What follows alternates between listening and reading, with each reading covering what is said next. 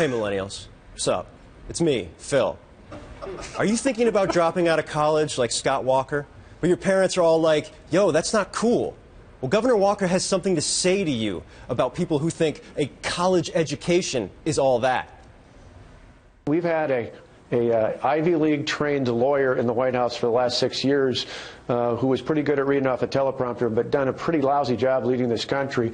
I'd rather have a fighter who's actually proven he could take on the big government special interest and win. And I think there's a lot of Americans out there that scratch their head and say, we have people who helped found Microsoft, Apple, Facebook, plenty of other successful businesses and enterprises across this country who did exactly the same sort of thing I did.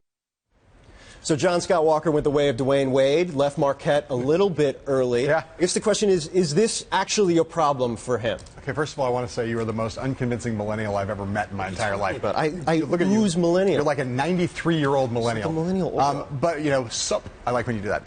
Look, our colleague Al Hunt has written about the fact that no president since Truman has not had a college degree.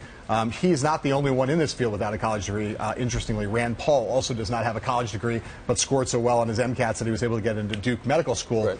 Right. Look, it is going to be a question that is asked, and I think the question is more why he doesn't have a college degree than that he doesn't have a college degree. And there is still a lot of digging that people are doing. I'm not suggesting that I know anything that's untoward about his time at Marquette, but the question of why he left and whether he can give a real explanation for that is going to be key, and he's started to kind of try to find his way toward that a little bit now. I'll say that. If nothing emerges on that front, that question and that answer is essentially just putting it on a T for him in the Republican primary. And the more, if Democrats and even Republicans decide to go after him on this, that's great. I would think his camp would say, come at me. Howard Dean went after him on this a couple weeks ago, and it was almost cringeworthy. Right. It just did not look good, and he can just tee off on this. It's hard to go after him. It sounds elitist and everything else, but I got to say, in America right now, it's in the meritocratic America we live in, the college degree is an aspiration for almost every family, whether you have people who have got them or don't have them. It will be odd if, in fact, this man ends up being president without a college degree.